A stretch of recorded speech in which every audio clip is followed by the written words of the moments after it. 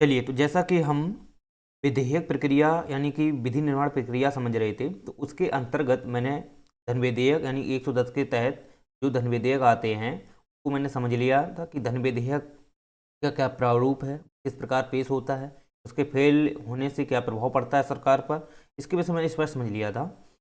तो इसकी आगे प्रोसेस हम बता रहे थे कि जो धन विधेयक होते हैं वो 117 एक के तहत वो भी धन विधेयक ही होते हैं, राइट। लेकिन उनको प्रोसेस, उनको पास करने का प्रोसेस थोड़ा भिन्न होता है। यदि धन विधेयक अगर वो वित्त विधेयक के रूप में पेश किया जाता है तो वो राज्यसभा को उसको एक समान पावर मिल जाती है। लेकिन ये दिमाग में रखना कि दोनों वित्त विधेयक हों, चाहे 117 एक के तहत और धन विधेयक 110 के तहत, ये दोनों लोकसभा में ही पेश किए जाते हैं। जबकि 117 3 के तहत जो धन विधेयक होते हैं तो उन्हें राज्यसभा या लोकसभा दोनों में पारित किया जा सकता है और इनके लिए दोनों को समान पावर होती है और राष्ट्रपति को भी इस पर वीटो पावर लागू करने की शक्ति होती है।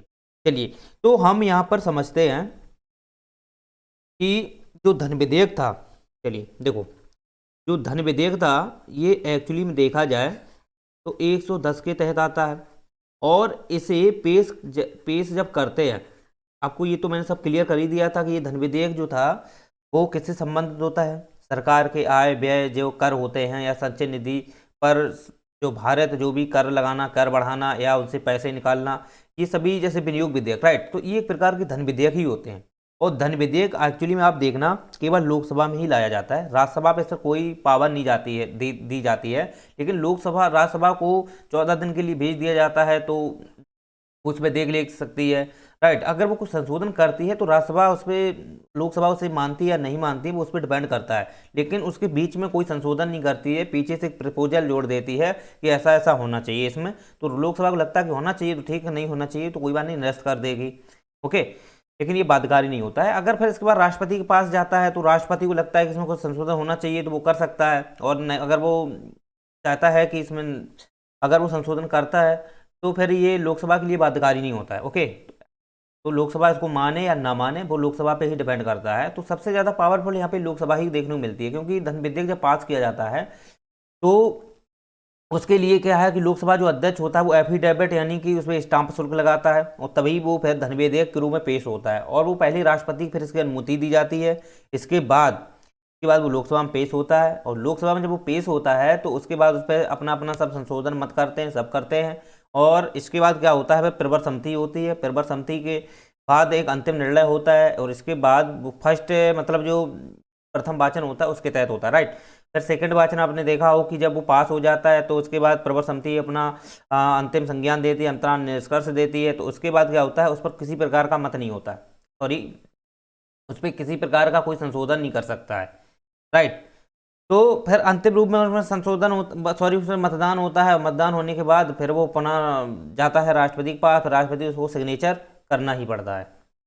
चलिए, तो ये मैंने धन विधेयक के विषय में समझ लिया था और वित्त विधेयक के विषय में समझ लिया था कि जो 117 एक के तहत हैं वो क्या पावर है उनको, तो वो एक प्रकार के वित्त विधेयक ही, एक प्रकार के ये भी धन विधेयक ही होते हैं। यानी 117 एक के तहत जो विधेयक हैं वो भी धन विधेयक ही हैं, लेकिन बस इनको जब सदन में प्रोसेस को थोड़ा अंतर देखने को मिलता है, क्योंकि जब ये पेश किया जाता है तो इसके लिए राज्यसभा राज्यसभा को समान पावर होती है। लेकिन ये भी जो होते हैं ना, ये लोकसभा में ही पेश किए जाते हैं, ये भी लोकसभा में ही पेश किए जाते हैं, राइट। दूसरी कंडीशन अगर आप समझोगे कि इस पर राज्यसभा देखोगे, राज्यसभा को एक समान पावर होती है, राज्यसभा इसमें संशोधन कर सकती है, सब कुछ कर सकती है, ओके। और राष्ट्रपति इस पर वीटो पावर लागू कर सकते हैं, क्योंकि ये राज्यसभा में भी है, राष्ट्रपति इस पर वीटो पावर लागू कर सकते हैं। लेकिन यही विधेयक 117 एक के तहत विधेयक जब 110 के तहत जब इसे पेश किया जाएगा तो ये धन विधेयक जाएगा। और धन विधेयक आपको पता होना चाहिए कि ये केवल लोकसभा में ही पेश होता है और इसके लिए आप देखो राज्यसभा के पास कोई पावर नहीं होती है। तो ये सब मैंने स्पष्ट समझ लिया था।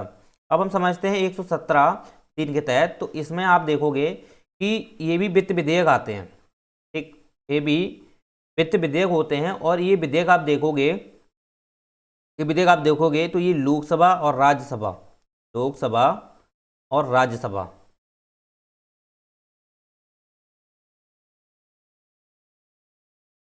दोनों में पेश किए जा सकते हैं। देखो, एक क्वेश्चन यहाँ ऐसा बन सकता है, क्या सभी प्रकार के वित्त विधेयक लोकसभा में पारित होते हैं? तो गलत है, सभी नहीं होते हैं वित्त विधेयक लोकसभा में पारित। 117(3) के तहत जो वित्त विधेयक हैं वो लोकसभा राज्यसभा दोनों में पेश हो सकते हैं और इसमें समान पावर होती है। जैसे सामान्य विधेयक जो होते हैं जो लोकसभा राज्यसभा में पेश किए जाते हैं, उसी प्रकार लोकसभा राज्यसभा में वित्त विधेयक पर भी एक समान पावर होती है और समान शक्ति होती है लागू करने के लिए, दोनों को संशोधन करने की शक्ति होती है। जिस प्रकार से सामान्य बहुमत, ये सामान्य जो विधेयक पास किए जाते हैं उस अकॉर्डिंग, राइट। तो एक प्रकार के ये वित्त विधेयक जरूर है, एक प्रकार का सामान्य समझो, लेकिन समान होता नहीं है।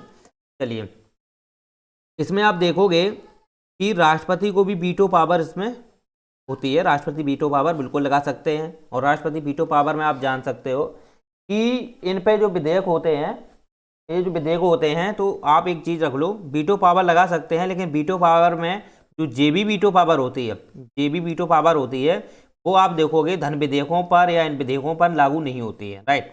क्योंकि जेबी वीटो पावर हमेशा याद रखना कि जो राष्ट्रपति लागू करते हैं वो एक प्रकार का देखा जाए ऐसा वीटो पावर होता है जो बिल्कुल भुला देता है। यानी कि किसी, अगर कोई भी संशोधन या कोई भी विधेयक अगर पारित हो रहा है, अगर वो राष्ट्रपति के पास जाता है तो वो वीटो कर देते हैं, यानी कि जेबी वीटो कर देते हैं, वो जेब में डाल लेते हैं और उसे भूल जाते हैं। ओके, तो ये चीज़ें हैं।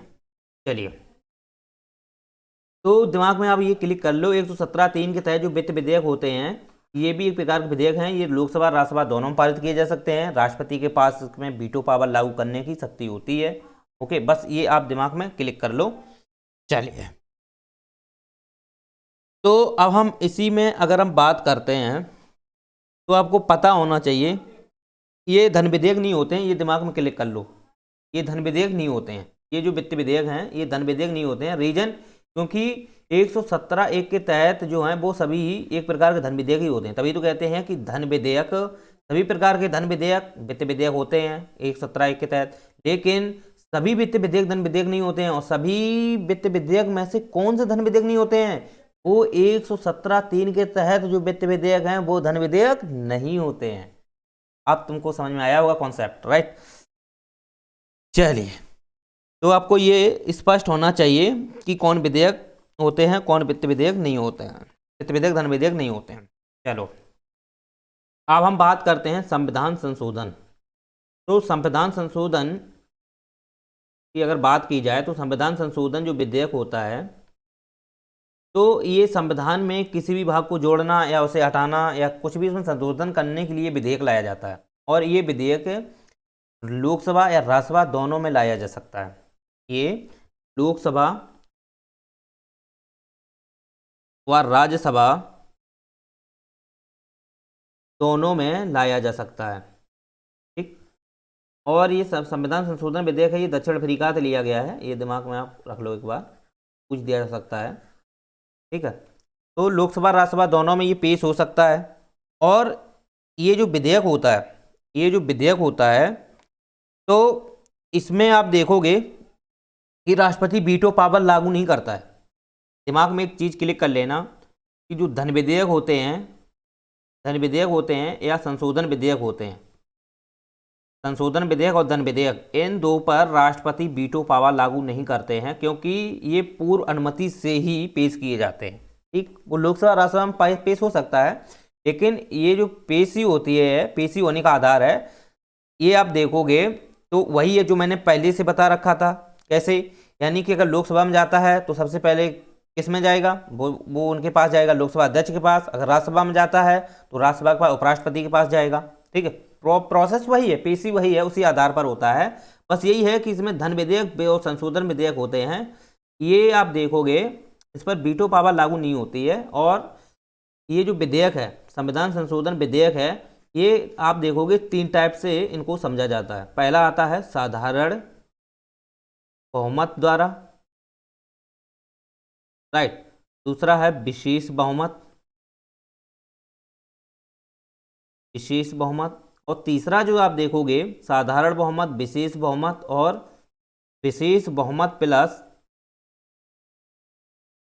आधे से अधिक राज्य, आधे से अधिक राज्य, ठीक। और ये आप देखोगे 368 के तहत है, और 368 के तहत ये तीनों प्रयोजन इसमें दिए गए हैं। ओके, साधारण बहुमत, विशेष बहुमत, विशेष बहुमत प्लस आधे से अधिक राज्य।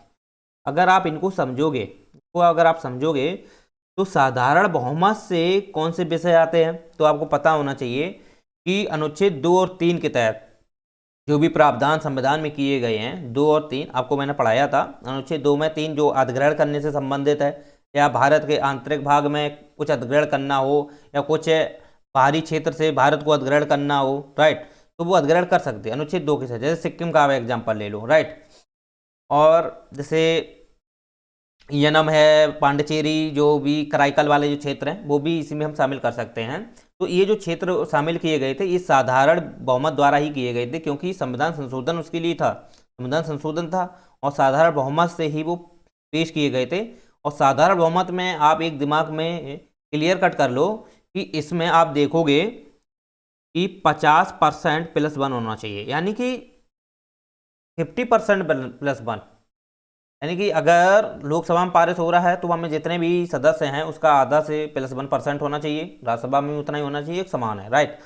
तो साधारण बहुमत द्वारा अनुच्छेद 2 और 3 के तहत जो प्रयोजन दिए गए, जो व्यवस्थाएं दी गई संविधान में, उन व्यवस्थाओं को अगर संशोधन करना है या उसमें कुछ बदलाव करना है या उसमें कुछ हटाना है या उसमें कुछ जोड़ना है, तो वो सब कुछ साधारण बहुमत के माध्यम से ही होता है। जैसे अनुच्छेद 3 में आप ले लो, तो 3 में आप देखोगे कि उसमें क्या हो जाता है, उसमें आप देखोगे अनुच्छेद 3 में सीमा में परिवर्तन है, सीमा में बदलाव, सीमा का नाम दूसरे राज्य, एक दूसरे राज्य में, एक राज्य का दूसरे राज्य में विलय करना, एक राज्य से दूसरे राज्य का अलग करना, राइट।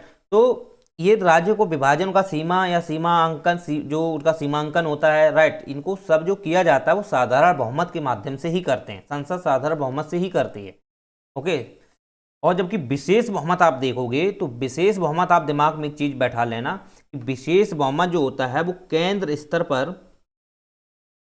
स्तर पर जो भी प्रणालियां होती हैं उनके लिए विशेष बहुमत लागू होता है। जैसे आप देखोगे रक्षा मामले, आप देख लो, रक्षा मामले संबंधित अगर कोई संशोधन करना है या कुछ भी करना हो, या इसमें कुछ कम ज़्यादा या कुछ भी करना हो, बदलाव रक्षा मामले से हो या विदेश मामले से हो, यानी कि विदेशों से या अंतर्राष्ट्रीय स्तर पर कोई मामला हो, ओके, उनसे संबंधित, या संचार मामले से संबंधित हो, संचार मामला आपको पता होना चाहिए, सीधी सी सरकार। तो ये जो फैसले होते हैं ना, इनसे संबंधित अगर किसी प्रकार का संशोधन किया जाता है, राइट, संविधान संशोधन किया जाता है, तो उसके लिए विशेष बहुमत पारित होता है, विशेष बहुमत के माध्यम से। और इनका कहीं ना कहीं जुड़ाव संविधान से रहता है। अगर कोई भी सरकार कुछ भी लाती है या कोई भी प्रयोजन लाती है, कोई भी योजना लाती है, कोई भी विधेयक लाती है, राइट, तो वो कहीं ना कहीं उसका जुड़ाव विधि में तहत मिलेगा, ठीक। और संविधान एक पूरा विधि है, संविधान पूरा विधि है, तो संविधान में जो विधि है उसके तहत अगर कोई भी सरकार केंद्र स्तर की अगर वो लाती है, भारत की सरकार मान लो, वो अगर कोई भी मामले संबंधित फैसले लेती है, उसमें विधेयक लाती है, प्रपोजल लाती है, तो वो उसमें देखा जाए तो यही संशोधन विधेयक के माध्यम से ही वो बदलाव करती है। तो केंद्र स्तर पर आप देखोगे तो रक्षा मामले हो, चाहे विदेश मामले हो या संचार मामले हो, इनसे संबंधित अगर किसी प्रकार का वो निर्णय लेती है तो वो विशेष बहुमत करेगी, ठीक है। चलिए, तो विशेष बहुमत में आपको पता होना चाहिए कि जो टोटल का 2/3 मतलब सदस्य होना चाहिए, जितने भी, जैसे लोकसभा है तो लोकसभा का विशेष बहुमत आप देख लो, तो लोकसभा में मतलब कि टोटल सदस्य जितने हैं 545, उसका 2/3 सदस्य होना चाहिए, राइट, टोटल प्लस और उपस्थित हैं उसका 2/3, यानी कि टोटल का 2/3 प्लस उपस्थित का 2/3, समझ रहे हो। तो 2/3 उपस्थित भी होने चाहिए, साथ ही साथ टोटल भी होने चाहिए। तो इस प्रकार ये विशेष बहुमत के माध्यम से ही कुछ एक्सचेंज या कुछ उसमें ट्रांसफॉर्मिंग किया जा सकता है, राइट।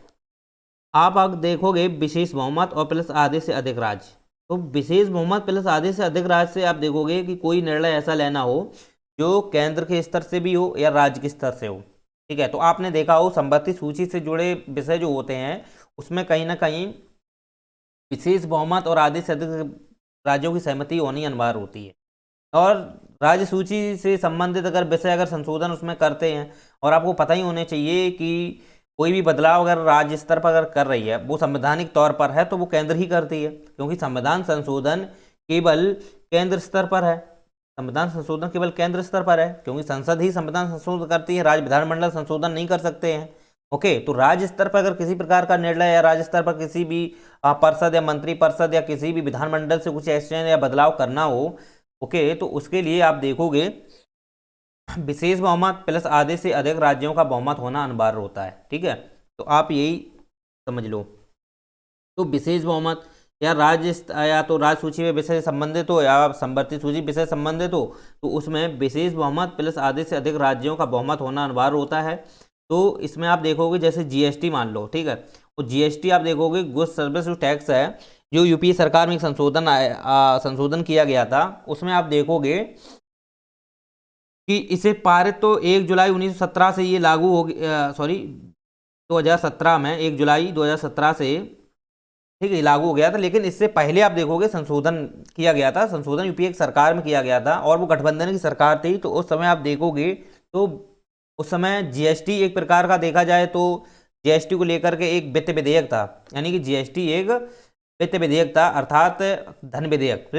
लेकिन उस वित्त विधेयक को, सॉरी वो एक धन विधेयक है, जीएसटी कर से संबंधित है, जीएसटी कर से संबंधित है, तो वो सीधे सीधे किसे प्रभावित कर रहा था, वो संचय निधि को, क्योंकि जीएसटी भी एक भले ही अप्रत्यक्ष कर रहा है लेकिन उससे भी सरकार को राजस्व जाता है ना, कि नहीं, राजस्व प्राप्त होता है उससे, जितने भी टैक्स हैं अर्थव्यवस्था में हम पढ़ाएंगे आपको, तो उससे क्या है कि राजस्व प्राप्ति होती है। तो जीएसटी भी एक कर है, तो कर से संबंधित धन विधेयक आना चाहिए था, लेकिन धन विधेयक क्यों नहीं आया था, इसका रीजन ये था कि यूपीए सरकार में गठबंधन सरकार थी और धन विधेयक हमेशा याद रखना, अगर धन विधेयक के रूप में अगर जीएसटी आता तो धन विधेयक मुश्किल था कि वो संसद में पास हो पाता, यानी सॉरी उसमें लोकसभा में पास हो पाता, क्योंकि उसमें बहुमत गठबंधन सरकार थी, तो उसमें सब सांसद थे अपने अपने अकॉर्डिंग उसमें कुछ फैसले लेते, तो वो पास नहीं हो पाता, तो इसलिए सरकार गिर सकती थी। तो फिर जीएसटी को धन विधेयक के रूप में पास ना करते उसे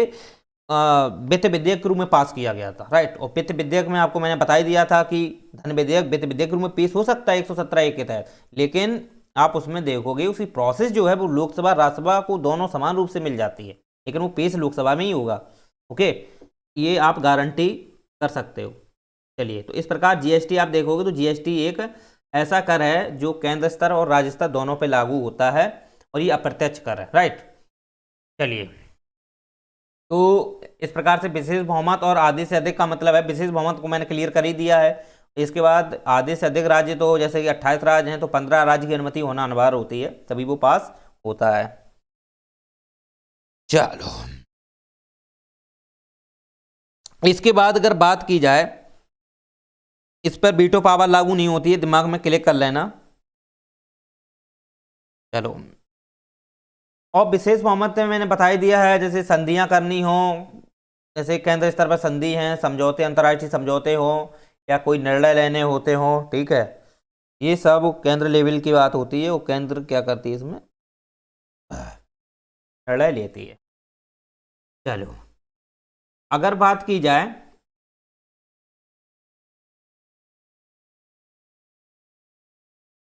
संयुक्त अधिवेशन की, तो संयुक्त अधिवेशन की अगर बात करें तो आपको पता होना चाहिए कि जो संयुक्त अधिवेशन होता है 108 के तहत, ये केवल केंद्र को ही प्राप्त है, राज्यों को प्राप्त नहीं है ये। ओके, इसके बाद आप देखोगे संयुक्त अधिवेशन कब राष्ट्रपति बुलाते हैं, इसे राष्ट्रपति बुलाते हैं, और राष्ट्रपति कब बुलाते हैं, जब कोई विधेयक राज्यसभा या लोकसभा में अगर किसी विवादास्पद में पड़ा है या लंबे समय से उसमें संशोधन हो रहे हैं, राइट, लंबे समय से उसमें संशोधन हो रहे हैं कि कुछ बदलाव इसमें हो रहा है, कुछ इसमें हो रहा है, यानी कि जैसे कोई विधेयक है, राइट, वो लोकसभा में कुछ संशोधन किया गया, फिर उसके बाद राज्यसभा में गया, राज्यसभा में संशोधन हुआ, और राज्यसभा के संशोधन फिर लोकसभा ने नहीं माना, और लोकसभा वाले संशोधन को राज्यसभा ने नहीं माना, तो ऐसे दोनों के बीच विवादित रहता है, बिल्कुल रहेगा। तो ऐसे में फिर राष्ट्रपति क्या करता है, वो लंबे समय तक बिल अटका रहता है ना, फिर इसके लिए संयुक्त अधिवेशन बुलाता है। फिर संयुक्त अधिवेशन बुलाता है, तो संयुक्त अधिवेशन आप देखोगे दोनों जो सदन के सदस्य होते हैं उनको बुलाते हैं, और वो सदन हमेशा आप देखना जो संयुक्त अधिवेशन होता है वो केवल लोकसभा में ही होता है, राइट, केवल लोकसभा में ही इसका अधिवेशन किया जाता है, राज्यसभा में अधिवेशन नहीं होता है। और आप देखोगे जब इस पर विवाद होता है, देखना जब इस पर जब बहस छिड़ती है, संयुक्त अधिवेशन के बाद किसी मत पर लेकर बहस छिड़ती है, तो इसकी अध्यक्षता कौन करता है, वो करते हैं, इसकी अध्यक्षता लोकसभा अध्यक्ष करता है, लोकसभा अध्यक्ष इसकी अध्यक्षता करता है। अगर लोकसभा अध्यक्ष नहीं होता है, लोकसभा अध्यक्ष नहीं होता है तो उपाध्यक्ष करता है, और उपाध्यक्ष भी ना हो फिर कौन करेगा? फिर उपसभापति करता है। लेकिन एक दिमाग में क्लियर कट आप कर लेना कि जितने भी अध्यक्षता ये करते हैं ये सभी संसद के सदस्य होते हैं। उपसभापति आप देखोगे संसद का सदस्य होता है, उपाध्यक्ष आप देखोगे संसद का सदस्य होता है, और लोकसभा अध्यक्ष देखो संसद का सदस्य होता है। लेकिन राष्ट्रपति, उपराष्ट्रपति ये संसद के सदस्य नहीं होते हैं, इसलिए इसकी अध्यक्षता नहीं कर सकते हैं। समझ रहे हो? यानी कि संयुक्त अधिवेशन में अध्यक्षता राष्ट्रपति और उपराष्ट्रपति ये अध्यक्षता नहीं करते हैं। क्यों? क्योंकि ये लोकसभा या संसद के सदस्य नहीं होते हैं। उपराष्ट्रपति संसद के सदस्य नहीं होते हैं, साथ ही साथ राष्ट्रपति भी संसद के सदस्य नहीं होते हैं, इसलिए ये अध्यक्षता नहीं करते हैं। समझ में आया? चलिए, तो अब हम बात इसमें करते हैं कि ये संयुक्त अधिवेशन से संबंधित प्रावधान था। और संयुक्त अधिवेशन में जब मतदान होता है तो संयुक्त मतदान होता है, यानी कि इस पर ऐसा नहीं है कि लोकसभा अपने मतदान करे या राज्यसभा अपने मतदान करे। जब इसमें मतदान होता है ना, केवल लोकसभा में ही मतदान होगा, तो लोकसभा में जितने भी सदस्य होते हैं वो सभी, और राज्यसभा के सभी सदस्य वो लोकसभा में ही मतदान करते हैं। ओके, तो इस प्रकार से मान लो 776 सदस्य हैं, तो ये सभी लोकसभा में ही मतदान करेंगे, और वो मतदान होता है संयुक्त मतदान। राष्ट्रपति संयुक्त मतदान इसका करवाता है और इसकी अध्यक्षता लोकसभा अध्यक्ष करता है। ठीक, इस प्रकार आप समझ सकते हो।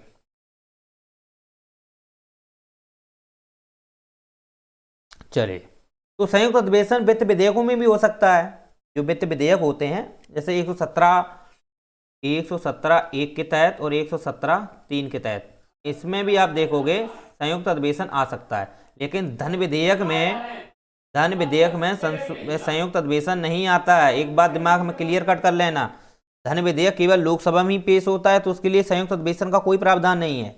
जबकि 117 एक के तहत जितने वित्त विधेयक होते हैं जो धन विधेयक के रूप में, और 117 3 के तहत जो राज्यसभा में, जिसको एक प्रकार की समान पावर होती है, उसमें संयुक्त अधिवेशन बुलाया जा सकता है। चलिए, तो इतना आपके लिए काफ़ी है। ठीक है, चलो, अगर आप संशोधन विधेयक से आप देखोगे, जो भी संशोधन विधेयक जो मैंने आपको बताया था, इससे आप देखोगे 1971 से पहले इस पर भी राष्ट्रपति वीटो पावर लागू कर सकता था। राष्ट्रपति वीटो पावर यूज कर सकता था। और 25वां संविधान संशोधन 1971 के बाद राष्ट्रपति की वीटो पावर शक्ति है संविधान संशोधन से खत्म कर दी गई। उसके बाद वो वीटो पावर अब यूज नहीं कर पाता है। और दिमाग में दो क्लियर कट कर लेना, धन विधेयक और संशोधन विधेयक, इन दो विधेयकों पर राष्ट्रपति वीटो पावर यूज नहीं करता है। जबकि ये संविधान संशोधन पर पहले करता था, 25वां संविधान संशोधन 1971 के बाद ये भी प्रावधान हटा दिया गया था। चलिए, तो उम्मीद करते हैं आपको इतना बहुत है इसमें। अब हम नेक्स्ट इसी लेक्चर के अंतर्गत बजट को समझेंगे कि जो बजट प्रक्रिया है उसके विषय में क्या है।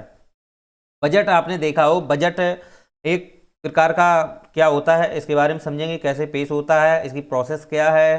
ठीक है, इसे कौन पेश करता है, कौन तैयार करता है, कैसे तैयार होता है, ठीक, इसकी क्या जिम्मेदारी होती है, किसी की जिम्मेदारी होती है, कौन इसकी जांच करता है, कैसे, इसके बाद कौन कब मतलब कि इसके बाद ये कब लाया जाता है, ठीक है, इसकी अध्यक्षता कौन करता है, ये सब प्रोसेस हम आपको अब बताते हैं। चलिए, तो अब हम समझते हैं बजट। बजट आप देखोगे, बजट का मतलब आप देखोगे एक प्रकार का ये शब्द जो है ना, ये पहले बुजुर्ग था, ये बुजुर्ग था, और ये बुजुर्ग फ्रेंच शब्द है एक प्रकार का।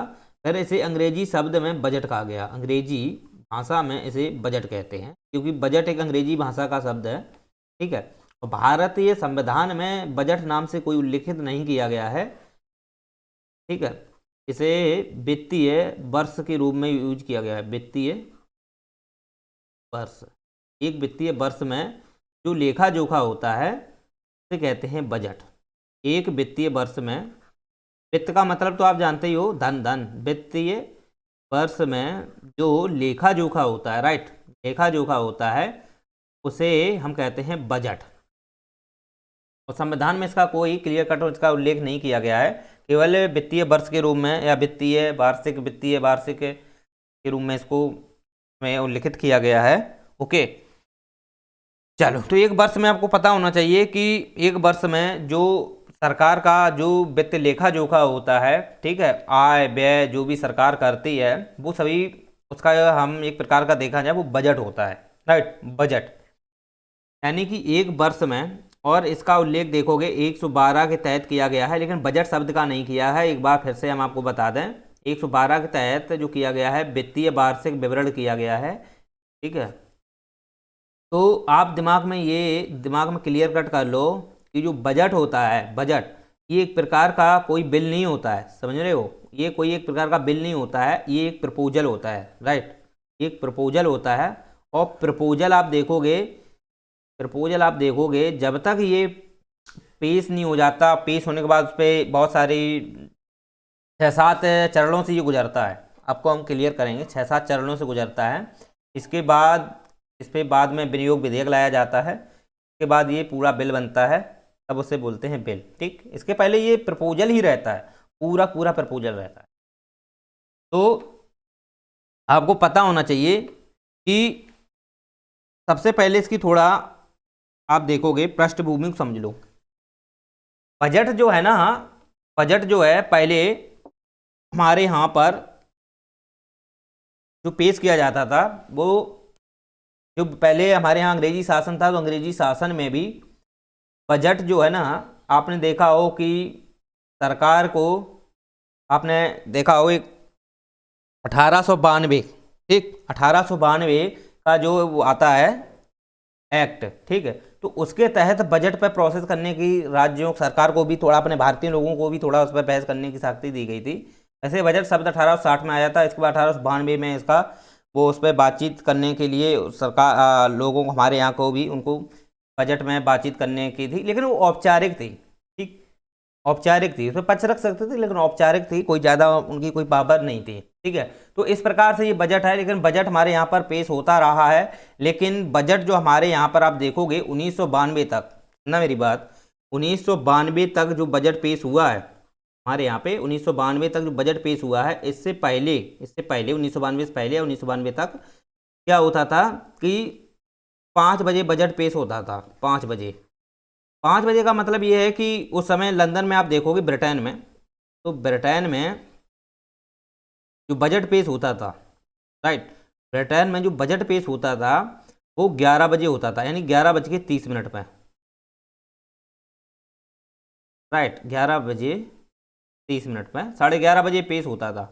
और जब वन ब्रिटेन में 11:30 बजते थे, तब भारत में लगभग 5 बज जाते थे, क्योंकि भारत का जो टाइम जोन है, टाइम लाइन है, वो 5.5 घंटे आगे है, ओके, 5.5 घंटा आगे है ना, तो इस वजह से यह 5 बज जाते थे। तो भारत में 1992 तक ब्रिटेन के अकॉर्डिंग जिस समय ब्रिटेन में पेश होता था, उस समय फिर भारत में भी वो पेश होता था। तो 1992 तक यही प्रक्रिया चलती आई।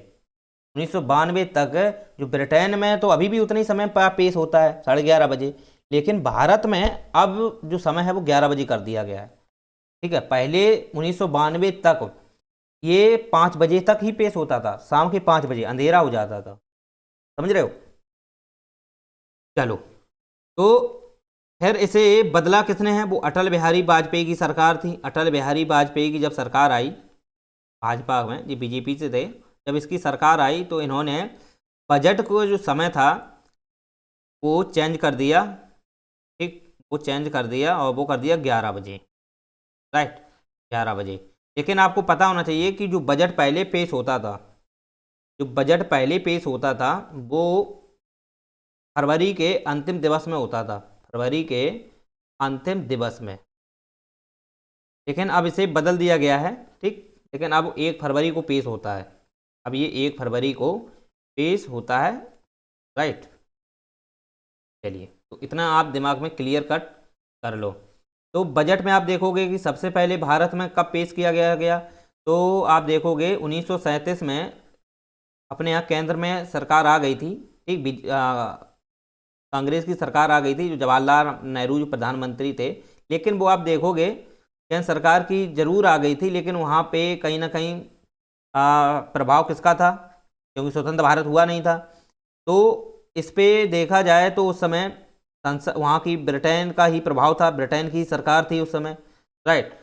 तो उस समय आप देखोगे जो वहाँ का जो बजट था उस प्रकार से था, कैसे क्या तैयार करना था, वो कौन तैयार करता था, ब्रिटेन ही करते थे। केंद्र सरकार को इतनी पावर, केंद्र में भले ही केंद्र सरकार आ गई थी, लेकिन केंद्र सरकार को पूर्णतया पावर नहीं दी गई थी उस समय, समझ रहे हो ना। तो यही कारण है कि उस समय आप देखोगे कि जब 1937 में जब केंद्र में सरकार आई, तो केंद्र सरकार में पहला जो बजट पेश किया गया था, पहला जो बजट पेश किया गया था, वो सरमुखम जो चिट्ठी थे, सरमुखम चिट्ठी, सरमुखम चिट्ठी, इन्होंने 1937 में सबसे पहला बजट पेश किया था। ओके, सबसे पहला बजट इन्होंने ही पेश किया था। और आप अगर देखोगे ये वित्त मंत्री थे, राइट, ये एक चीज लिख लेना, ये वित्त मंत्री थे, ये वित्त मंत्री थे उस समय के। तो इन्होंने ही पहला बजट पेश किया था, और इन्होंने ही स्वतंत्र भारत का भी इन्होंने पहला बजट पेश किया था। ये पीएससी पीसीएस में पूछ देता है, तो ये दिमाग में आप क्लियर कट कर लो। स्वतंत्र भारत का पहला बजट भी इन्होंने ही पेश किया था, सरमुखम चिट्ठी, ठीक, इन्होंने ही स्वतंत्र भारत का भी पहला बजट पेश किया।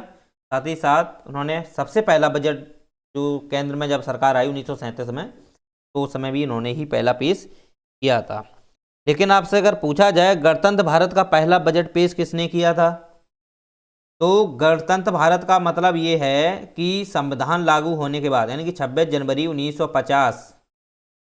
1950 के बाद क्या हुआ, हमारा संविधान लागू हो गया। और जब संविधान लागू, स्वतंत्र भारत की आप देखोगे 1947 में हुआ। 1947 के बाद जो सरकार थी ना, संविधान सभा थी उस समय, तो तब जब बजट पेश किया था वो किसने किया था, सरमुखम चिट्ठी ने ही किया था। लेकिन 26 जनवरी 1950 के बाद जब संविधान लागू हो गया, तो इसके बाद गणतंत्र भारत हुआ। तो गणतंत्र भारत में संविधान जो बजट पेश किया था, गणतंत्र भारत का पहला बजट जो पेश हुआ था, वो किसने किया था, जॉन मथाई जो थे, उन्होंने पहला बजट पेश किया था। तो इतना आप दिमाग में क्लियर कट कर लो, ठीक है। चलो,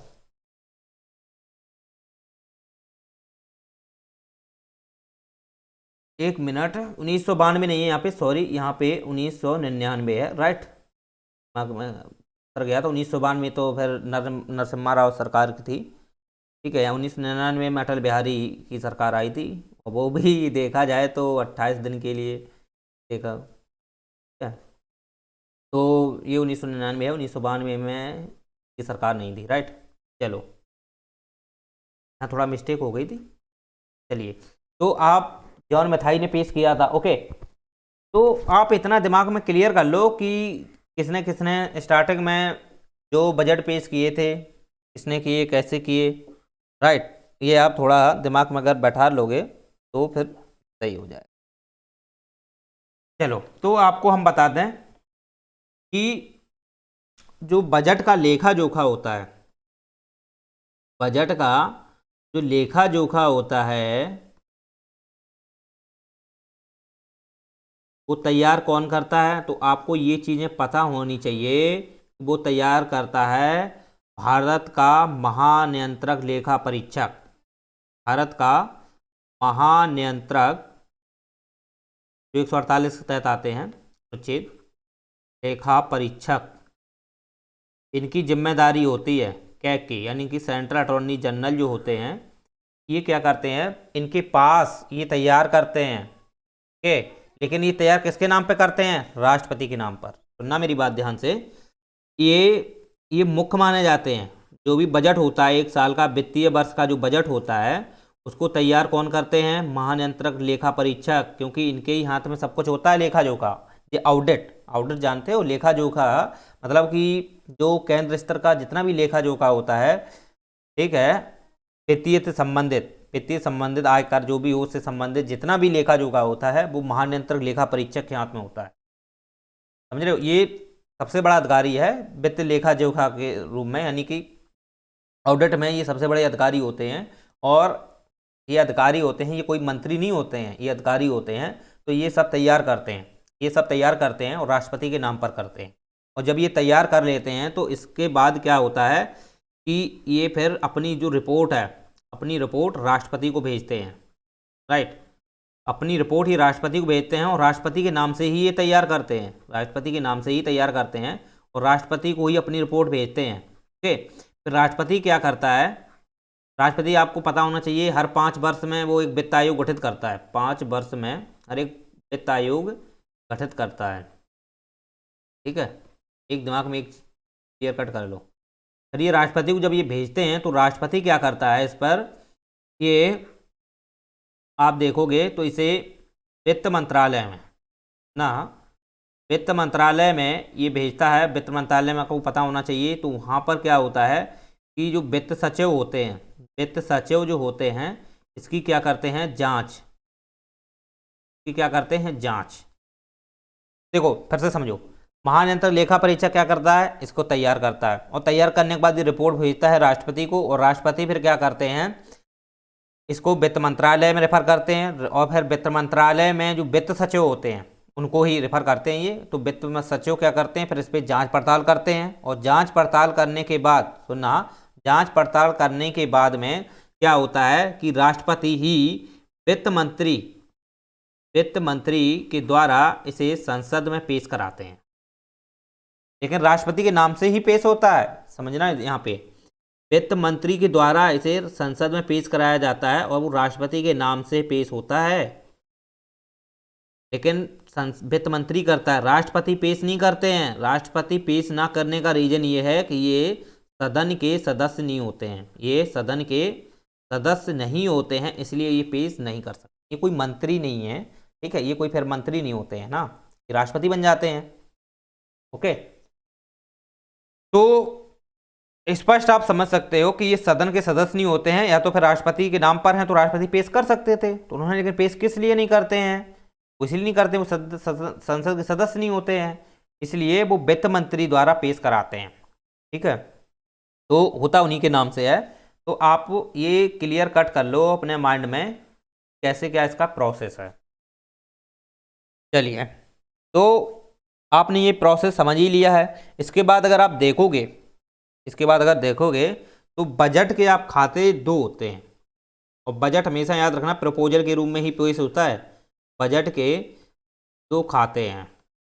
एक चीज़ अगर और सुनना चाहो तो समझ लो, देखो कि इसे जो चमड़ा का बैग होता है उसमें इसे पेश किया जाता है, चमड़ा का बैग होता है ना उसमें, ये हमारे यहाँ परंपरा चली आई चमड़ा के बैग में। अंग्रेजी शासन में ये चमड़ा के बैग में ही पेश होता था, काला काला चमड़ा का बैग हुआ करता था, उसमें पेश होता था।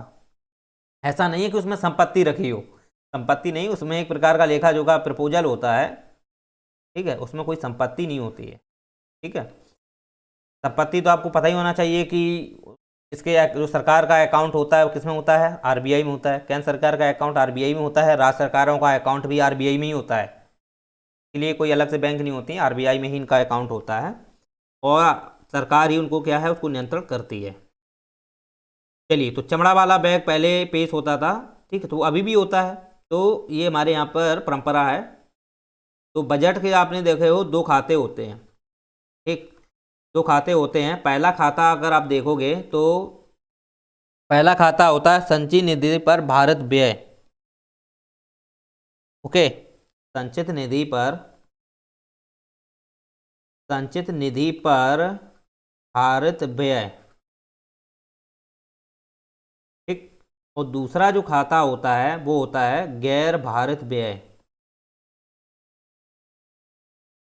अब इन दोनों को स्पष्ट समझ लो, यही तो मेन है। संचित निधि पर भारत व्यय कौन होते हैं, गैर भारत व्यय कौन होते हैं, समझ रहे हो। ये 2 अगर आप समझ लोगे काफ़ी डिटेल से आपको नॉलेज हो जाएगी। देखिए क्या होता है कि जो संचित, पहले आप संचित निधि एक बार आप समझ लो, संचित निधि होती क्या है, या तो फिर आपको ये नहीं समझ में आएगा कि सर संचित निधि क्या होती हैं, तो इनको पहले समझ लो। देखा जाए संचित निधि होती क्या है, तो आपको पता होना चाहिए, एक बार मैंने पिछली बार भी बता दिया था कि ऐसी निधियां होती हैं जहां पर सरकार का कर, आय, व्यय, जितना भी सरकार टैक्स लगाती है केंद्रीय स्तर पर, वो सब इसी में आते हैं। ओके, जितने भी टैक्स लगाती है वो सब इसी में आते हैं। साथ ही साथ जो भी उधार पैसा किसी अंतर्राष्ट्रीय स्तर किसी संस्था से लेती है, जो अंतर्राष्ट्रीय संस्थाएं होती हैं या अंतर्राष्ट्रीय किसी बैंक से लेती है, तो वो भी संचय निधि में ही आते हैं।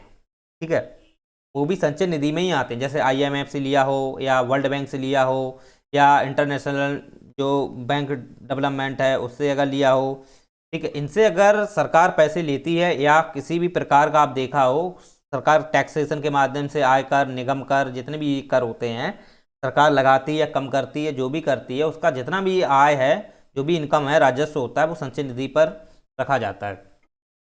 और संचय निधि आप देखोगे, संचय निधि कोई वैसी निधि नाम से होती हैं, लेकिन इसका आप देखा जाए तो रखरखाव RBI करती है, RBI के ही में ही अंडर में होता है। ओके, ऐसा नहीं सरकार अपने पास पैसे रखती हो, ये RBI के पास इसका पैसा होता है। तो संचय निधि आपने इसके बारे में समझ लिया। तो संचय निधि पर आप देखोगे, इस पर संघ सरकार के जैसे जो भी टैक्स होते हैं, GST जो केंद्र स्तर की है वो भी आप ले सकते हो। इसके बाद इसमें आयकर, निगम कर, बहुत सारे टैक्स हैं, बहुत सारे सरकार जो टैक्स लगाती है अलग अलग क्षेत्रों में, वो सभी टैक्स आ जाते हैं। ठीक है, और इस पर आप देखोगे अधिकार सरकार का नहीं होता है, इस पर अधिकार होता है संसद का, इस पर अधिकार संसद का होता है। ठीक, संसद का अधिकार होता है। जब इस पर कोई पैसे निकाले जाते हैं तो उसके लिए विनियोग विधेयक लाया जाता है। हम आपको बताएंगे विनियोग विधेयक कब लाया जाता है, कब विनियोग विधेयक लाया जाता है, इसको हम स्पष्ट करेंगे। तो संसद का अधिकार होता है कि वो संसद क्या है, इस पर जिम्मेदारी होती है। लेकिन पैसा भले ही RBI में हो, लेकिन संसद का उस पर अधिकार होता है। ओके, बिना संसद की परमिशन के सरकार पैसा निकाल ही नहीं सकती है। सरकार 1 रुपया ही नहीं संचय निधि से निकाल सकती है संसद के बिना अधिकार से, समझ रहे हो। हाँ, इतना है कि बीच बीच में सरकार को जब जरूरत पड़ती है तो वो संसद में आती है, तो उसके लिए देखा हो आपने, तो पूरक है, अनुपूरक है, ये जो आगे हम आपको क्लियर करेंगे। ठीक है, पहले यहाँ समझ लो, संसद का अधिकार होता है इस पर। ओके, इस पर केंद्र सरकार का कोई अधिकार नहीं होता है। संसद की बिना अनुमति के 1 पैसा नहीं निकाल सकती है। और इसके लिए आप देखा जाए तो विनियोग विधेयक लाया जाता है, विनियोग विधेयक लाया जाता है।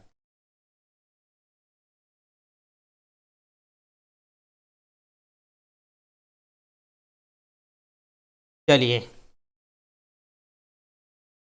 तो जैसा कि हम आपको बता रहे थे कि जो संचय निधि से जैसे भारत व्यय हैं, संचय निधि से जो भारत व्यय हैं, यानी संचय निधि पर मतलब जो भारत व्यय हैं, इन पर आप देखोगे संचय निधि पर जितने भी भारत व्यय होते हैं, इन पर मतदान नहीं होता है।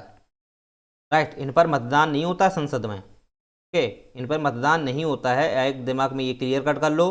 और अनुसूची 2 के तहत, अनुसूची 2 के तहत जितने भी राज्य पदाधिकारी होते हैं या केंद्र पदाधिकारी, राज्य पदाधिकारी नहीं सॉरी, केंद्र पदाधिकारी जो होते हैं, जैसे कि मान्य का परीक्षक ले लो, राष्ट्रपति ले लो, प्रधानमंत्री ले लो, उपराष्ट्रपति ले लो, और सुप्रीम कोर्ट के न्यायाधीश ले लो, सुप्रीम कोर्ट के जो न्यायाधीश होते हैं वो आ जाते हैं।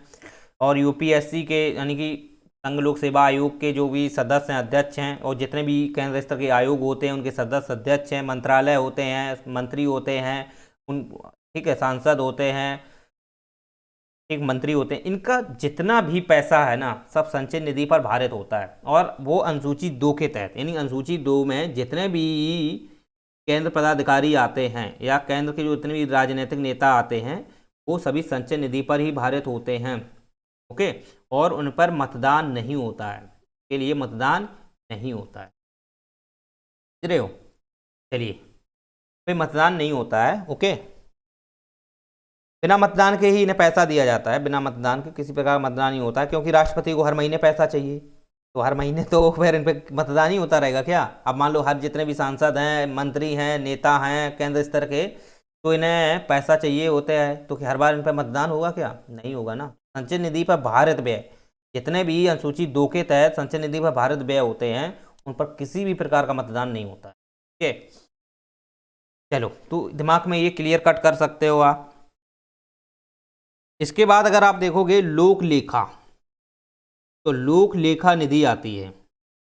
लोक लेखा निधि जो होती है इस पर सीधा सरकार का संबंध होता है, यानी कि सीधा सीधा सरकार इस पर नियंत्रण करती है, संसद से इसमें कोई मतलब नहीं होता है, सरकार का ही इस पर नियंत्रण होता है। और इसमें जो पैसा आता है, इसमें जो पैसा आता है वो कंपनियां जो होती हैं गवर्नमेंट की, जो जैसे आपने जैसे सेल है, ठीक, ओएनजीसी है, एनटीपीसी है, जो नवरत्न कंपनियां हैं या जो पीएसयू के तहत जो कंपनियां आती हैं, एक प्रकार की गवर्नमेंट कंपनियां हैं, वो कंपनियों का जितना भी धन होता है, जितना भी धन होता है वो लोक लेखा निधि में आता है। ओके, लोक लेखा निधि में आता है। फिर इसके बाद पब्लिक फंड।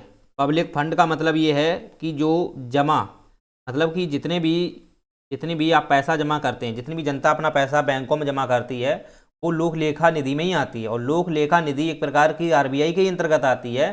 जो लोक लेखा निधि है आरबीआई में ही आती है, राइट।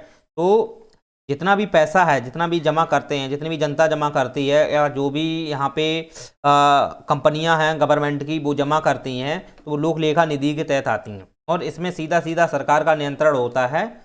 ओके, और इस पर लोक लेखा निधि पर आप देखोगे आरबीआई में ही लोक लेखा निधि होती है। खाते हो एक प्रकार की खाते हैं, लोक लेखा निधि है और संचय निधि है, ये क्या है? खाते हैं, खाते, आरबीआई में ये खाते होते हैं। ओके,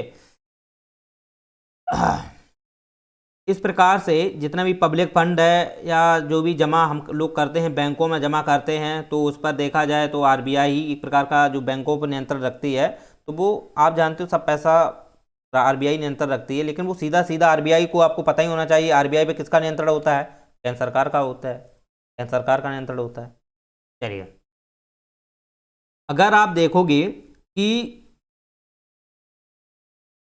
अगर आप देखोगे तो इसमें आप देखोगे जो भी पैसा होता है इसके अंतर्गत, तो सरकार जो होती है, जैसे सरकार जो होती है तो वो क्या करती है, मार्केट में शेयर अपने लागू कर देती है। जैसे अपने मार्केट में शेयर लागू करना है, ठीक है, या खुदरा मूल्यों को बढ़ावा देने के लिए कोई भी ऐसा मार्केट से संबंधित कुछ प्रतिभूति जारी करनी है या बॉन्ड जारी करना है, वो कहाँ से करती है? इसी लेख लेखा निधि से ही करती है केंद्र सरकार। समझ रहे हो? इसी में आप देखा हो पीएफ भी आता है, जो पेंशन जो फंड होता है, ठीक, पेंशन फंड है, पीएफ जिसे बोलते हैं, जो फ्यूचर भविष्य निधि के लिए जमा होता है, वो भी लोक लेखा निधि के तहत ही आता है। पीएफ, आप पीएफ ले लो, जो भी पीएफ जो कटता है ना 8%, जो इतना 10% कटता हो, ठीक है, वो भी इसी के तहत आता है। चलिए, तो आपने ये समझ आ गया होगा आपको लोक लेखा निधि है किस प्रकार से है।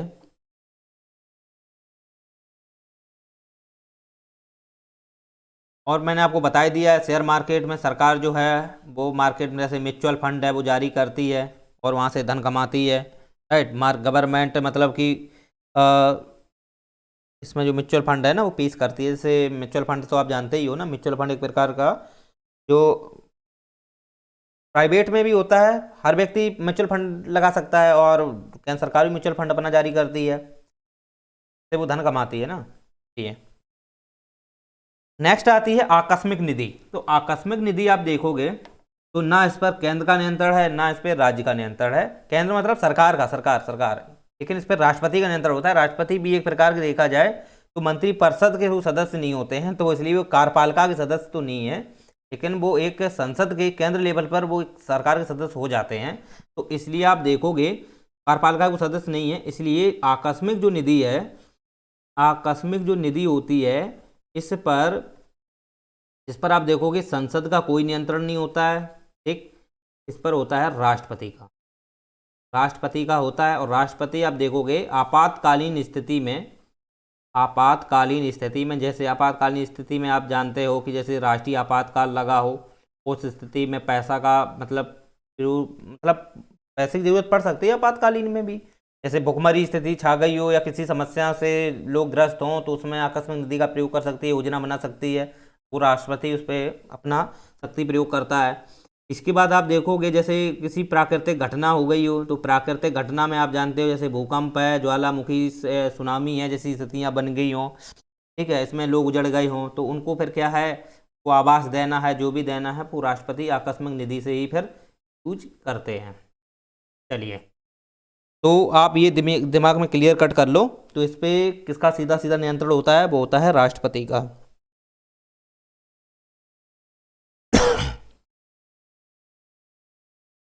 एक दिमाग में और क्लियर कर लो, बहुत ही आंतरिक नॉलेज है, वैसे बुकों में मिल जाए तो ठीक है। जैसे आप देखते हो कि इसमें पावर तो राष्ट्रपति की होती है, लेकिन इसकी देख रेख कौन करता है, पर्यवेक्षक। इसका पर्यवेक्षक कौन होता है, इसका पर्यवेक्षक या देख रेख करता होता है वित्त सचिव।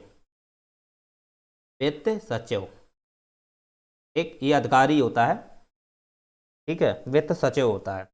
तो आकस्मिक निधि की देखरेख कौन करता है, उसे कौन संभाल के रखता है, वो वित्त सचिव रखता है, लेकिन उसमें पावर किसका होता है, राष्ट्रपति। चलिए, तो आपको ये क्लियर कट होना चाहिए दिमाग में।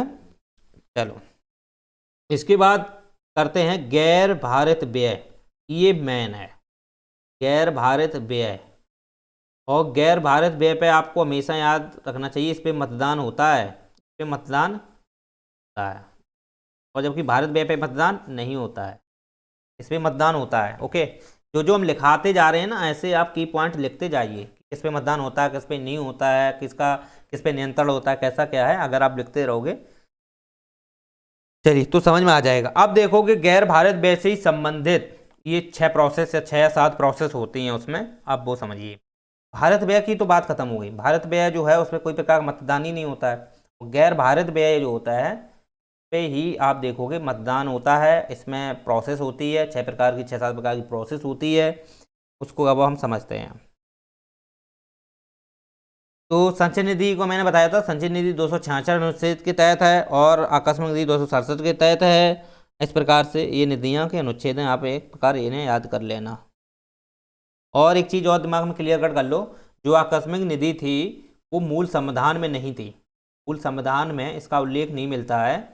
इसे 1950 में, सुनना, 1950 में आकस्मिक निधि कोष अधिनियम लाया गया था। 1950 में आकस्मिक निधि कोष अधिनियम पारित किया गया था, तब इसे जोड़ा गया था।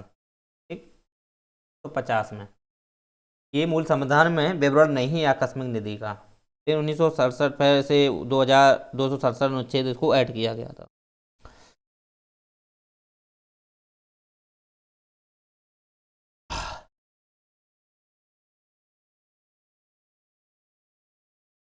चलिए, अब हम बात करते हैं गैर भारित से। तो गैर भारित इसमें मुख्य माना जाता है और इसके कई सारे प्रोसेस होते हैं। ओके, तो गैर भारित में प्रोसेस अगर आप देखोगे तो सबसे पहले ये समझो कि इसमें बहस होती है, संसद में इसमें बहस होती है, और बजट के समय के बाद में इसमें फिर मतदान किया जाता है।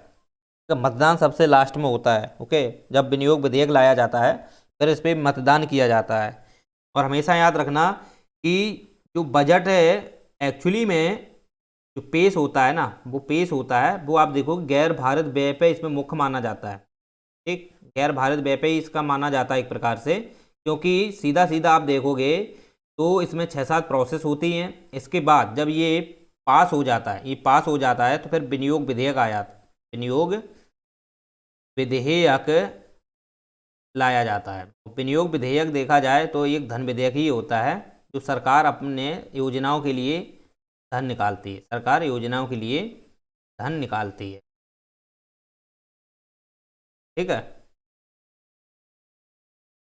चलिए, तो आप यहाँ समझिए गैर भारत व्यय। तो गैर भारत व्यय के अंतर्गत अगर आप देखोगे के अंतर्गत जो बजट होता है, गैर भारत अंतर्गत जो बजट होता है, इस पे आप देखोगे तो ये कई आधार होते हैं इसके। अगर जैसे मान लेते हैं कि जो 2023 में जो बजट 1 फरवरी को लाया जाएगा ना, तो उसका जो आधार रहेगा वो रहेगा 1 वर्ष पीछे। यानी कि कोई चीज़ है अगर 2023 में पेश हो रही है, तो ऐसा नहीं है कि उसमें जो भी जितना भी उसमें नॉलेज दिया गया हो, जो भी उसमें रखा गया हो, जो प्रपोजल के रूप में उसमें डिटेल जो भी है, तो वो 2023 की है। नहीं नहीं, वो 2022 की होती है, 1 साल पिछली। यानी कि जो जिस वर्ष हम अभी जीवन जी रहे हैं ना इस वर्ष में, जैसे कि हम इस स्थिति में जो भी इस समय हम जो भी अपने केंद्र स्तर पर जो गतिविधियां हो रही हैं, राइट, बजट से रिलेटेड, तो वो 2022 में ही आएंगी, 2022 में ही आएंगी। लेकिन इसे जो पेश किया जाएगा वो 1 फरवरी 2023 में किया जाएगा। ओके, जब वो पेश किया जाएगा तो 2022 का पूरा उसमें ब्यौरा होता है, 2022 का उसमें पूरा ब्यौरा होता है।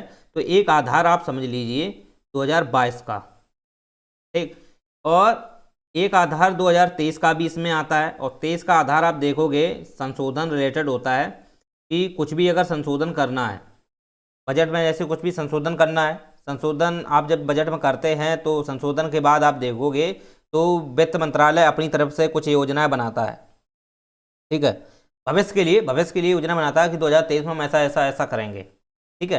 तो वो संशोधन होते हैं, तो 2023 के लिए संशोधन भी इसमें 2023 के लिए लाया जाता है। और ये अनुमानित है, और साथ ही साथ आप देखोगे ये अनुमानित प्लस संशोधन, संशोधित, हम संशोधित बोल सकते हैं, अनुमानित प्लस संशोधित, ठीक।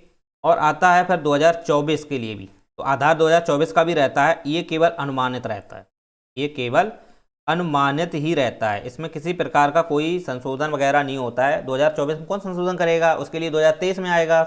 ओके, तो एक साल मतलब कि 2023 में पेश अगर हो रहा है तो उसमें 2023 का विवरण रहेगा, 22 का तो रहेगा ही पूरा, 2023 में संशोधित अनुमानित विवरण रहेगा, और 2024 का एक केवल अनुमानित विवरण रहेगा। यानी कि जो ब्यौरा जो दिया जाता है बजट में वो 3 वर्ष का होता है, यानी कि 3 वर्ष का। चलिए, तो इस प्रकार से आप इसमें समझ सकते हो। और बजट अपने यहाँ तो पता ही है कि 1 फरवरी को अब पेश होने लगा है, पहले ये 28 फरवरी के बाद ही 28 फरवरी के अंतिम दिन में पेश होता था। तो अब इसमें आप देखोगे कि पेश होने की इसमें कई सारी प्रोसेस होती हैं। जब ये पेश होता है तो पेश तो मैंने बता ही दिया है कौन करते हैं, वित्त मंत्री करते हैं, और वित्त मंत्री संसद में से पेश करते हैं राष्ट्रपति के माध्यम से, और राष्ट्रपति के नाम से ही वो पेश होता है। और जब पेश होना यानी कि सबसे पहले होता है पेश होना, ठीक, पहले होता है पेश होना। तो पेश यानी कि बजट पेश होना, आप ये ऐसे लिख सकते हो। तो बजट पेश होना का आप अगर चीज देखोगे तो इसके अंतर्गत जैसे पहली बात तो ये समझो कि जो बजट होता है ना, ये बजट होता है ये केवल लोकसभा में ही पेश होता है, केवल लोकसभा में पेश होता है, ये राज्यसभा में पेश नहीं होता है, ठीक, ये केवल लोकसभा में ही पेश होता है, ठीक है। तो पेशी के आधार पर ये केवल लोकसभा में पेश होता है।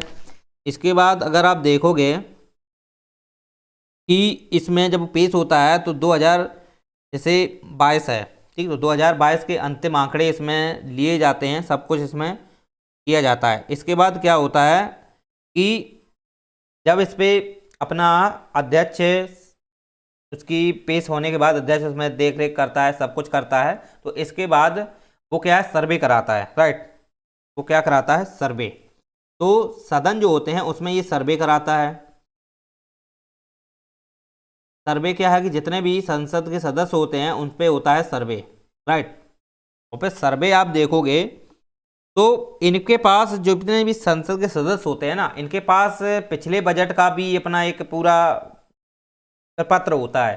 तो उस प्रपत्र के ध्यान में रखते हुए वो इस प्रपत्र पे काम करते हैं, राइट। पिछले प्रपत्र जो होता है, प्रपत्र का मतलब ये है कि जो पिछला वाला जो बजट है ना, जब वो पेश हुआ था, तो वो बजट जब पेश हुआ था तो उसके भी सर्वे हुआ था, तो वो सर्वे की जो इनके पास लेखा जोखा था तो वो इनके पास रहता है, सांसदों के पास में वो रहता है। जब 2023 का 2022 का मान लो पेश हो गया था, ठीक, उसमें जो भी सर्वे हुआ था उसका लेखा जोखा रहा है, ठीक, सांसदों के पास। अब देखोगे 2023 में पेश होगा तो उसका भी जो पिछला प्रपत्र है, जो उनके पास प्रपत्र रहता है, वो ब्यौरा का मतलब एक जानकारी हम बता रहे हैं, प्रपत्र का मतलब जानकारी है, वो रहती है। तो उस सर्वे को ध्यान में रखते हुए अब नया सर्वे जो होगा तो फिर किया जाएगा। तो फिर क्या है, इस पर सर्वे करते हैं, इस पर होता है सर्वे, और सर्वे संसद में होता है, ओके। और संसद में सभी जितने भी मंत्री हैं, सांसद हैं, सभी क्या है, इस पे सर्वे करते हैं, राइट। फिर इसके बाद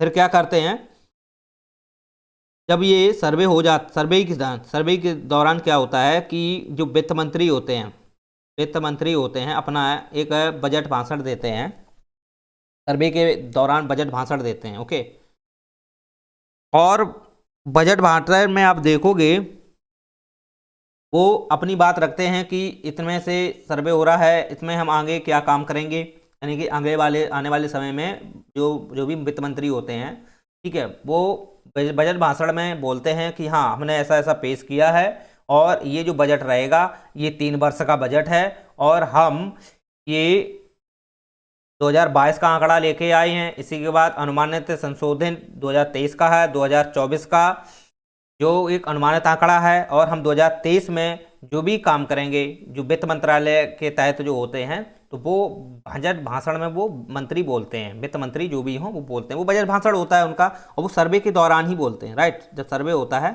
के समय में वो बोलते हैं। चलिए, तो वो हम बजट भाषण, जो वित्त मंत्री का बजट भाषण होता है उसे ही को हम बजट भाषण बोलते हैं, तो आप उस चीज़ को समझ सकते हैं। वो फंडिंग से संबंधित अपना एक बजट भाषण देते हैं, राइट।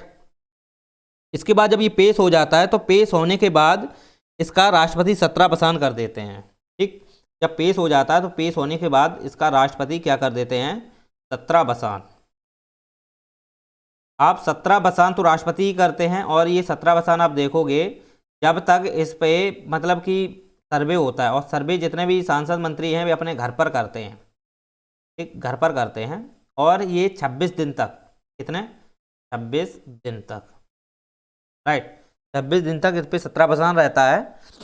और सत्रावसान तो पता ही राष्ट्रपति ही करते हैं। और 26 दिन के बाद जब इस पर प्रपोजल, जितने भी ये सब प्रपोजल ही हैं अभी, ठीक है, जितने भी ये सर्वे हो रहा है ये सब पूरा प्रपोजल ही है, अब ये बिल नहीं है, प्रपोजल है पूरा। अब क्या होता है कि 26 दिन बाद क्या होता है कि जब ये इन पे सर्वे हो जाता है, राइट, जब पूरा सर्वे हो जाता है तो 26 दिन के बाद अपना अंतिम निर्णय जो सुनाता है, वो कौन सुनाता है, वो अध्यक्ष सुनाता है, लोकसभा अध्यक्ष, ठीक।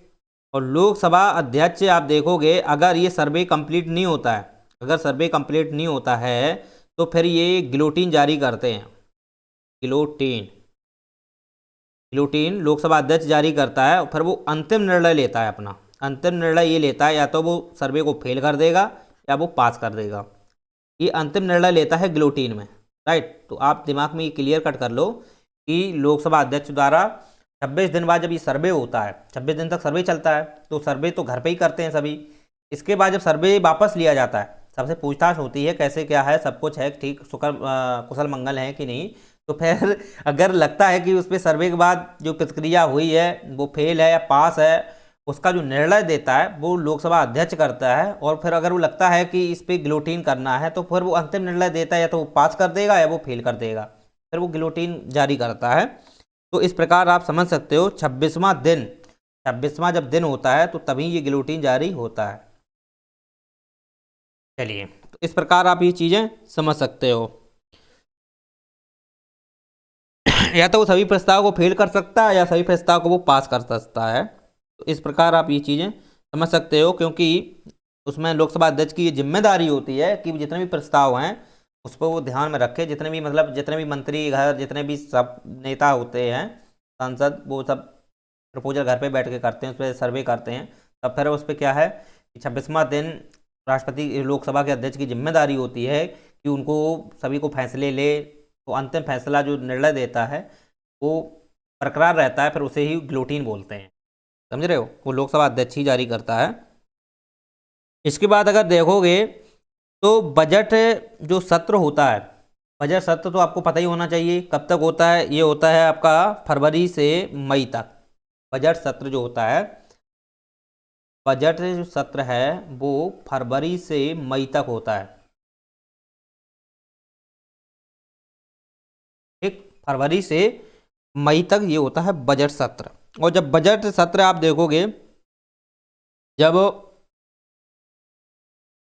बजट अप्रैल तक तो पारित हो जाता है, अप्रैल तक ये बजट पारित हो जाता है, उसके बाद फिर विनियोग विधेयक लाया जाता है। विनियोग विधेयक आपने देखा हो बजट पारित होने के बाद लाया जाता है, अप्रैल तक हो जाता है बजट। ऐसा नहीं है कि प्रपोजल जैसे आया तो तुरंत पास हो गया, इसके लिए आप देखोगे 6-7 प्रोसेसिंग होती है, अभी हम प्रोसेसिंग बताएंगे। बस थोड़ा इतना क्लियर कट करते रहो कि बजट जब पास होता है ना तो वो अप्रैल में ही हो जाता है, अप्रैल में हो जाता है। लेकिन अप्रैल में उस समय देखा जाए तो अब पास होने के बाद सरकार फिर विनियोग विधेयक लाती है, लोकसभा में विनियोग विधेयक लाती है, फिर वो पैसा निकालती है यूज करने के लिए। चलिए, तो अब हम बात करते हैं, जैसे जब ये विनियोग विधेयक लाती है तो विनियोग विधेयक में आपने देखा हो कि विपक्ष टांग अड़ाने लगता है, तो विपक्ष उसमें बोलता है कि इसमें कटौती करो। तो बहुत सारी कटौतियाँ आपने पढ़ी हो, नीतिगत कटौती है, सांकेतिक कटौती है, आर्थिक कटौती है। तो आपने देखा हो कि ये तो सब बकवास है, केवल यही है कि नीतिगत कटौती में कुछ तो रुपया कम करो, 1 रुपया कम करो, ठीक है। सांकेतिक कटौती में 100 रुपये कम करो। आर्थिक कटौती में बहस होती है, फिर भी संसद में उसकी बात रखी जाती है। तो ये केवल कटौतियां हैं, इनको आप ज़्यादा डिटेल से ना समझें, यहाँ से प्रश्न नहीं बनता है। हाँ। और विनियोग विधेयक तो आपको पता ही है कि जब वो पास होता है तो मतलब लाया जाता है तो संचय निधि से ही उसके पैसे निकाले जाते हैं, राइट। चलिए, तो एक चीज़ और दिमाग में रख लें कि जब तक ये पास नहीं होता, विनियोग विधेयक पास नहीं होता है ना, इसके पहले आप देखोगे जब तक प्रपोजल चलता है, जब तक प्रपोजल चलता है, ठीक है, तो उस समय सरकार को जो पैसे की ज़रूरत पड़ती है, उस समय सरकार को पैसे की ज़रूरत पड़ती है, तो उस पैसे को क्या है, सरकार निकालती है लेखानुदान के रूप में, यानी कि अग्रिम होता है। ये दिमाग में क्लिक कर लें, लेखानुदान के रूप में जो पैसे निकालती है सरकार, वो एक अग्रिम पैसा होता है। अग्रिम मतलब आने वाले में अग्रिम पैसा होता है। 2 माह तक यही यूज करती है वो, 2 माह तक का ही प्रयोग करती है, क्योंकि उस समय पैसा नहीं निकाल सकते ना, विनियोग विधेयक से ही पैसा निकालते हैं, और तब तक सरकार के पास पैसा कहाँ आए भाई, सरकार को पैसा चाहिए, योजनाएं 2 महीने तक शांत थोड़ी ना रहेगी। तो फिर वो लेखा अनुदान होता है, और लेखा अनुदान देखा जाए तो एक अग्रिम अनुदान होता है, वो 2 माह के लिए पैसा निकालते हैं, ठीक है। लेकिन इसके लिए आप देखोगे विनियोग विधेयक नहीं आता है, और ये लेखा अनुदान जो होता है ये बजट का 1/6वां हिस्सा होता है, 1/6वां हिस्सा होता है। चलिए,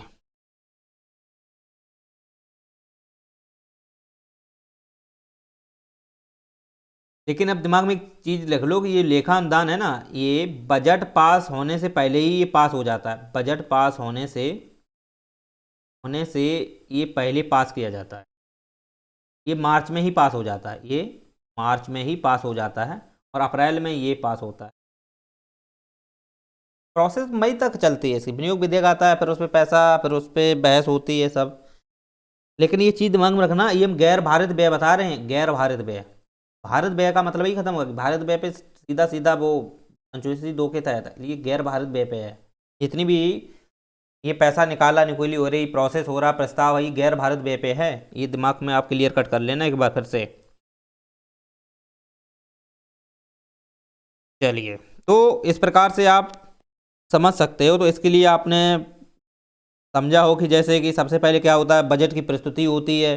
बजट की प्रस्तुति जैसे 1 फरवरी 11 बजे होगी, ठीक है। इसके बाद बजट पर क्या होगा, आम बहस होती है, आम बहस होगी बजट पर। फिर इसके बाद लेखा अनुदान पारित करना होता है, यही लेखा अनुदान मैंने बताया आपको, ठीक है। ये 2 माह खर्च हेतु निकाल मतलब होता है। फिर इसके बाद ये 1 अप्रैल से लगभग लेखा अनुदान चलता है, 1 अप्रैल से जब तक विनियोग विधेयक पास नहीं हो जाता तब तक ये चलता है, ओके। इसके बाद जो मार्च में, जैसे कि कोई चीज़ है, मान लो जैसे मार्च में भी पैसा यूज करना होता है, तो मार्च में जो ओल्ड बजट जो रहता है ना, उससे पैसा यूज कर लेते हैं। मार्च में ओल्ड बजट का जो पैसा होता है उसे यूज कर लेते हैं। जो नया बजट आता है वो फिर मई से के बाद में उसका यूज किया जाता है। विनियोग विधेयक जब पारित होता है उससे धन निकाला जाता है, उसके बाद उसका यूज करते हैं। लेकिन अप्रैल में जब प्रयोग जो रुपया खर्च करते हैं वो लेखा अनुदान से करते हैं। मार्च में जो यूज करते हैं वो जो ओल्ड का जो बजट होता है उसका धन बचा रहता है, उससे यूज कर लेते हैं। इसके बाद क्या होता है कि लेखा अनुदान के बाद विभाग की जो समितियां होती हैं वहाँ जांच होती है, जिसमें आपको मैंने बताया है कि मंत्री परिषद होती है, वहाँ भी उसके विभाग जो होते हैं उस पर जांच होती है। इसके बाद 3-4 सप्ताह का जो सत्रावसान होता है वो क्या है कि वो लोग हैं अपने अपने सांसद हैं घर पे अपना सब कुछ सर्वे करते हैं, ठीक है, और उसका जो स्थगित मतलब कि हो जाता है, स्थगन स्थगन हो जाता है, लोकसभा अध्यक्ष स्थगन कर देता है। सत्रावसान राष्ट्रपति करते हैं, ओके। लेकिन स्थगन भी होता है, दिमाग में रखना, दोनों चीज़ें एक साथ होती हैं। जैसे कि स्थगन हो गया, ठीक, स्थगन आपको पता है कि स्थगन 1 घंटे 2 घंटे 2 मिनट, 1 घंटे 2 घंटे 4 दिन इतने के लिए स्थगन किया जाता है। लेकिन सत्रावसान आपको पता ही है कि लंबे समय तक होता है, और उसे जब सत्रावसान को दोबारा जब सत्र बुलाना होता है तो राष्ट्रपति फिर से सत्र बुलाते हैं। जब तक राष्ट्रपति सत्र को नहीं बुलाएंगे ना तब तक सत्र आ ही नहीं सकता, राष्ट्रपति को बुलाना पड़ता है सत्रावसान के बाद। लेकिन स्थगन का जो शक्ति दी गई है वो किससे दी गई है, वो दी गई है, वो हम आगे क्लियर कर देंगे, ठीक है, जब हम सत्र पढ़ेंगे तब। लोकसभा अध्यक्ष को दी गई है स्थगन की। तो विभागीय समितियां के विषय में हमने आपको बता ही दिया है। फिर इसके संबंध में आप जैसे कि मतदान अनुदान संबंधी मांगों पर मतदान होता है। जो अनुदान संबंधी मांगे, जैसे अनुदान बीच बीच में अनुदान होते हैं, जैसे अनुपूरक अनुदान हुए, अतिरिक्त अनुदान हुए, क्योंकि 2 माह के बीच में आप देखोगे सरकार को पैसे की ज़रूरत पड़ती है, तो सरकार बीच बीच में कहोगी थोड़ा और दे दो, थोड़ा और दे दो, ऐसे थोड़ा थोड़ा लेकर के रुपए वो लेती रहती है। भाई बीच बीच में भी कुछ इमरजेंसियाँ होती हैं, सरकार को सब नियंत्रण करना पड़ता है। तो ऐसा तो है नहीं विनियोग विधेयक कब पास होगा उसके बाद योजनाएं लाई जाएंगी, तब तक बीच में क्या होगा। तो उसके लिए गवर्नमेंट क्या है कि ठीक ऐसी मांगती रहती है कि थोड़ा और दे दो, थोड़ा और दे दो अनुदान के रूप में। तो ऐसे उसमें अनुपूरक अनुदान है, अतिरिक्त अनुदान है, इनको भी हम समझेंगे, ठीक है।